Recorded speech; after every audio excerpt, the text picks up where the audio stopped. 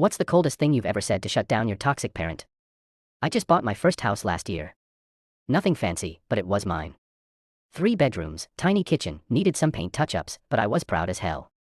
After growing up listening to my dad scream about everything from dirty dishes to breathing too loud, having my own space felt like freedom. My wife, Emma, suggested we invite my parents over for dinner.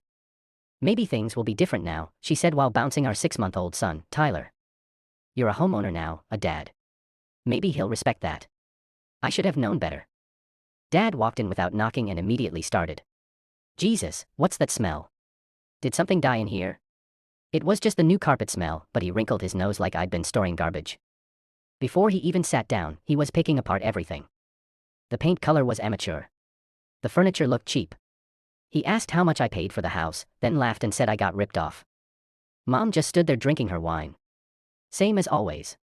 At dinner, he complained about the food. Called the chicken dry even though Emma had been cooking it for 3 hours.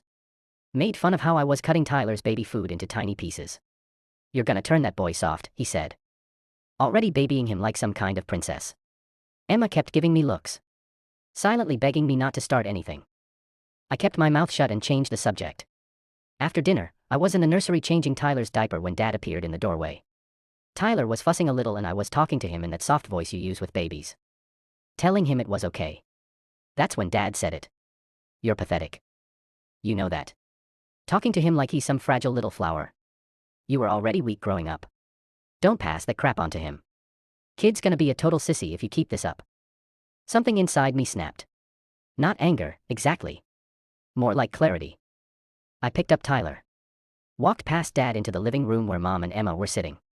Dad followed, probably expecting me to argue or defend myself like I used to. Instead, I turned around and said, you know what? Don't worry about how I raise my kids. He smirked. Good. Maybe you'll actually, because I'm not raising them the way you raised me. His face changed. What's that supposed to mean? I didn't yell. Didn't get emotional. Just looked him dead in the eye and said, it means my kids will never think I hate them. They'll never sit in their room at night hoping I don't come home drunk. They'll never have to lie to teachers about bruises. And they'll never feel safer with a stranger than they do in their own house. The room went completely silent. Mom's wine glass stopped halfway to her mouth. Emma was staring at me with wide eyes. Tyler made a little cooing sound. Dad's face went white, then red. His mouth opened, but nothing came out. I adjusted Tyler